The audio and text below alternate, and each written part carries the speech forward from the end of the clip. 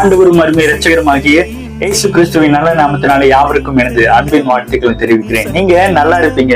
இணைந்து ஒரு வார்த்தையை வாசிக்கலாம். எபேசியரின் புத்தகம் 5ஆம் அதிகாரம் அதனுடைய 8ஆம் வசனம் இவனமாய் சொல்லி இருக்கிறது.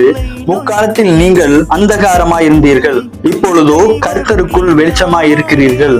வெளிச்சத்தின் பிள்ளைகளாய் நடந்து கொள்ளுங்கள்.